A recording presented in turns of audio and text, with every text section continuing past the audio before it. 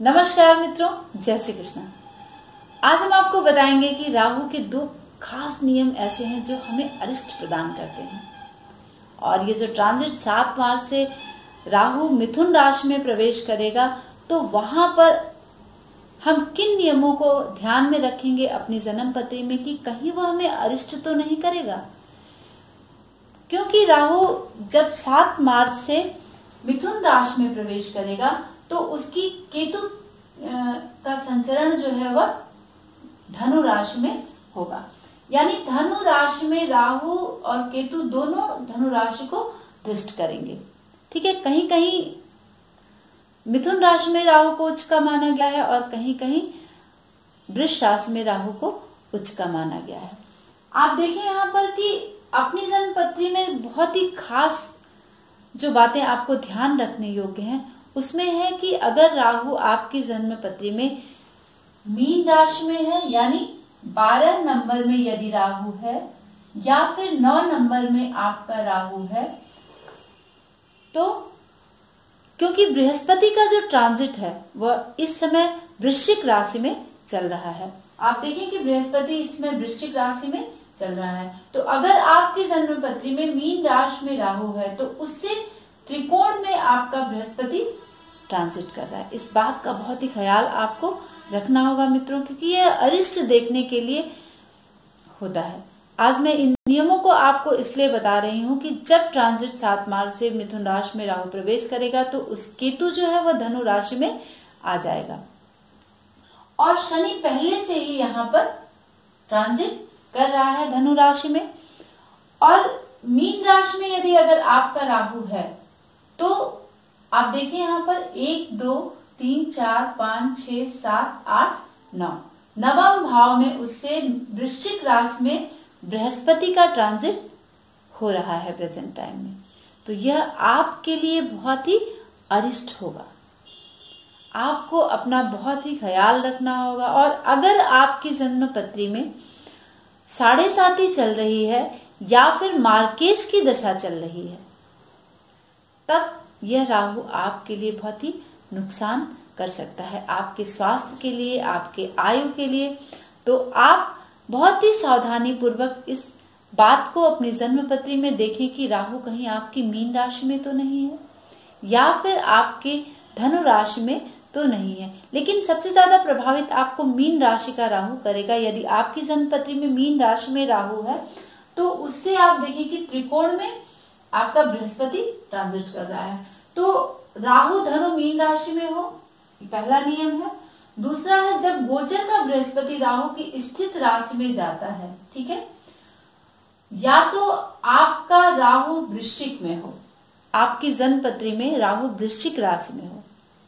इस बात का भी आपको ख्याल रखना होगा कि अगर वृश्चिक राशि में राहु है तो प्रेजेंट टाइम में जो 11 अक्टूबर से जो बृहस्पति वृश्चिक राशि में आया है तो यहाँ पर राहु और बृहस्पति एक भाव में स्थित हो जाएंगे। ठीक है, तब यह अरिष्ट की संभावना आपके जीवन में बनती है। इस समय अगर राहु आपके वृश्चिक राशि में है, अगर राहु आपके मीन राशि में है, अगर राहु आपके धनु राशि में है, तो 7 मार्च के बाद राहु का जो ट्रांजिट होगा वो मिथुन राशि में होगा और केतु यहाँ पर आ जाएगा और प्रेजेंट टाइम में शनि यहीं पर गोचर कर रहा है।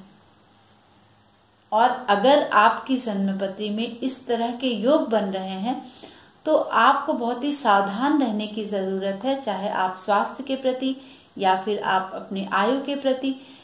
आप अपना प्रॉपर ट्रीटमेंट कराएं अगर आप किसी बीमारी से जूझ रहे हैं, और अगर यात्रा कर रहे हैं किसी भी तरह से आप अपने जीवन के प्रति सुरक्षित होने के लिए आपको महामृत्युंजय का जप जरूर करना होगा।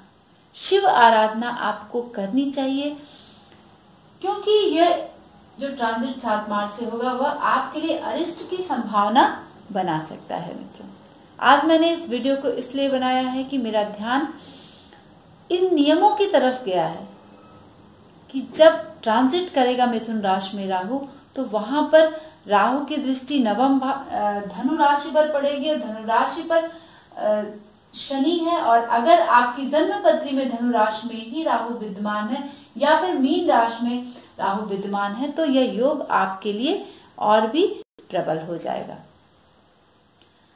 और अगर आपका मीन राशि में है तो ये नियम आपको वहां पर फॉलो होगा कि मीन राशि से इसमें त्रिकोण में बृहस्पति ट्रांजिट कर रहा है, तो ये भी एक अरिष्ट की संभावना आपके जीवन में बन रही है, तो आप उसका ट्रीटमेंट जरूर लें मित्रों। आप बजरंग बाण का पाठ कर सकते हैं 5 बार। अगर इस तरह के योग आपकी संपत्ति में बन रहे हैं तो वो लाभ आपको आपके जीवन में देगा और जो अरिष्ट की संभावना है उससे आपको निजात मिलेगी। वैसे तो मित्रों जो होनी होती है उसको हम नहीं काट सकते, यह अंतिम सत्य है, लेकिन कुछ उपाय हम ऐसा कर लें जिससे हमारे जीवन में खुशियां आ पाए और अरिष्ट से हमको सुरक्षा मिल पाए।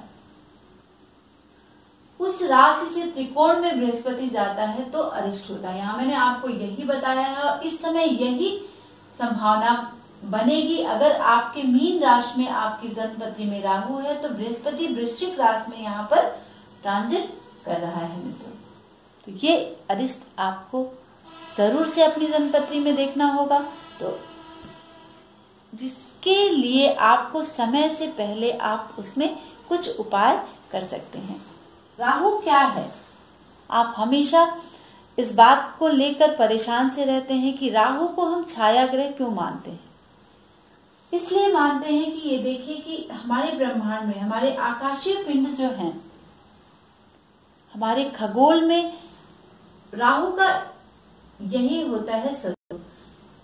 2 वृत्त एक दूसरे को जब काटते हैं, जैसे एक वृत्त आपने देखा यहाँ पर, ये है दूसरा वृत्त, तो ये जो पाथ है यानी जो ये कट हो रहा है यहाँ पर देखिए, और यहाँ पर जो कट हो रहा है तो ये केतु है और ये राहु है। हमारे शास्त्रों में राहु और केतु का कोई भी भौतिक स्वरूप नहीं सामने आया है मित्रों। हमारे ज्योतिष शास्त्र में सूर्य को, चंद्रमा को, राहु को और केतु को भी हमने ग्रह माना है और इसी आधार पर हम राहु को छाया ग्रह कहते हैं और राहु जिस भाव में रहता है उसी के जैसा प्रभाव देने लगता है। राहु शनि के जैसा के पास, शनि के घर में रहता है तो वह शनिवत व्यवहार करता है, यानी शनि जैसी सारे व्यवहार उसके होते हैं। तो इसीलिए राहु पैसा भी दिलवाता है, क्योंकि हमारे काल पुरुष की कुंडली में शनि जो है एकादश भाव का कारक है, एकादश भाव को इंडिकेट करता है, दशम और एकादश, तो वह कर्म का भाव भी है और लाभ का भाव भी है। तो लाभ और कर्म को राहु बढ़ा देता है, आपको कर्म की तरफ प्रेरित करता है और आप कर्म के द्वारा अपने लाभ को अर्जित करते हैं अपने जीवन में। तो राहु जिस भी ग्रह के साथ रहेगा उसी जैसा वह प्रभाव देने लगता है। इस बात को आप हमेशा ध्यान में रख लें। पृथ्वी सूर्य का और चंद्रमा पृथ्वी का वृत्ताकार भ्रमण करता है और राहु केतु भी 2 सर्कल होते हैं।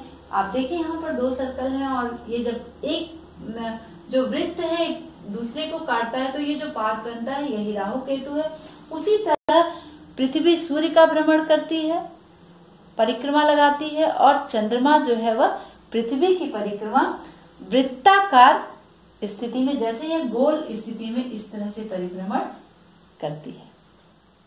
तो इसीलिए इन चारों को हमने ग्रह माना है अपने शास्त्रों के अनुसार और यह प्रभाव देता है, क्योंकि सूर्य और चंद्रमा को कभी भी मार्केश का फल नहीं दिया जाता। अगर सूर्य जो है द्वितीय भाव में है, चंद्रमा सप्तम भाव में है या चंद्रमा सूर्य सप्तम भाव में है तो इन पर मार्केश का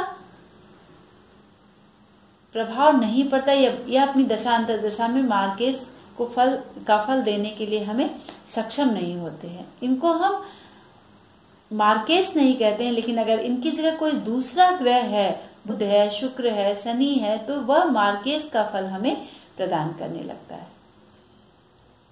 तो अगर आपकी जन्मपत्री में इस तरह के योग बन रहे हैं मित्रों, तो आप जरूर इस दौरान, इस ट्रांजिट के दौरान आप महामृत्युंजय या फिर बजरंग बाण का पाठ जरूर करें।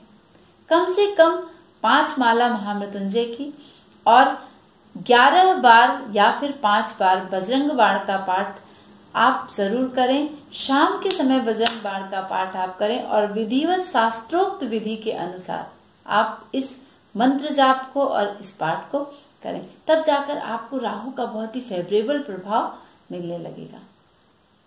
और इसके लिए आपको बहुत ही जरूरी है कि आपको जब शुभ प्रभाव लेना हो तो आप इसे जरूर करें मित्रों, क्योंकि राहु का इफेक्ट हमारी जन्म पत्री में कहीं ना कहीं जरूर होता है।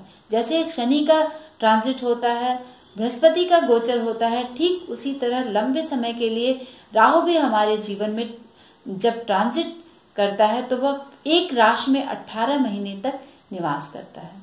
तो मिथुन राशि में 7 मार्च से लेकर 18 महीने तक रहने वाला है राहु। तो आप देखें कि शनि और राहु और केतु का यहाँ पर दृष्टिवत होना, और कहीं आपके जन्मपत्री में राहु यहाँ पर विद्यमान है या फिर शनि यहाँ पर विद्यमान है पहले से, तो वह आपके जीवन में अरिष्ट की संभावना को बढ़ा देगा। हमारे पास बहुत सारी कुंडलियां आई हैं, अभी रिसेंटली 2-3 कुंडलियां ऐसी आई हैं मित्रों जिसमें मैंने इस योग को देखा है और पूछने पर यह पता चला है कि हाँ, वास्तव में उन्हें प्रॉब्लम है। तो आप भी संभल जाएं और इस उपाय को अवश्य कर लें मित्रों। तो आज के लिए बस इतना ही। नमस्कार, जय श्री कृष्ण। हेलो दोस्तों, नमस्कार।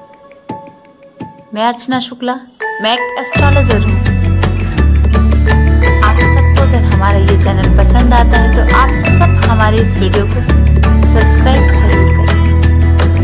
हमारे द्वारा दी गई जानकारी अगर आपको अच्छी लगती है तो आप हमारे चैनल को सब्सक्राइब करने के बाद लाइक करें,